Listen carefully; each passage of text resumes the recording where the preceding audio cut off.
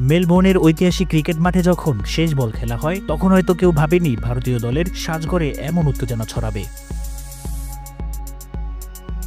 ভারতের চতুর্থ টেস্ট হারার পর ভেঙে পড়েছে দলের মনোভাব, আর সেই সঙ্গে উঠে আসছে নেতা এবং ক্রিকেটারদের মধ্যে টানাপোড়েন।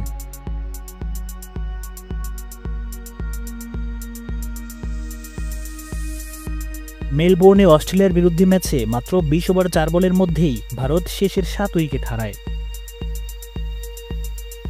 এক সময় মনে হচ্ছিল ভারত ম্যাচটি বাঁচিয়ে নিতে পারবে, কিন্তু ব্যাটসম্যানদের হতাশাজনক পারফরম্যান্সে সম্ভাবনা শেষ হয়ে যায়, আর এরপর থেকেই শুরু হয় সাজঘরে তোলপাড়।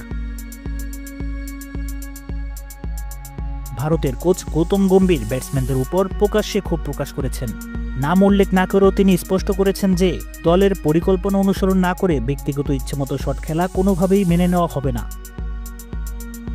বিশেষ করে দ্বিতীয় ইনিংসে ঋষভ পন্থের পরিস্থিতি বিবেচনা না করে শট খেলার কারণে সমালোচনা হচ্ছে।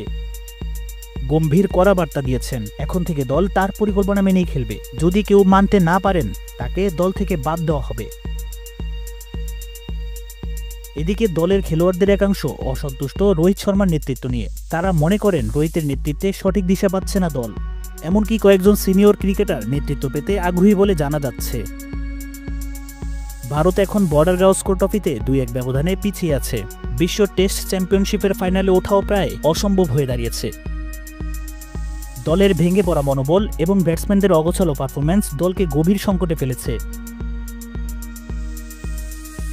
ভারতীয় ক্রিকেটের এমন সংকট আদৌ কি কাটবে, নাকি দলের অন্দরমহলে এই উত্তেজনা আরও বড় সমস্যার ইঙ্গিত দিচ্ছে?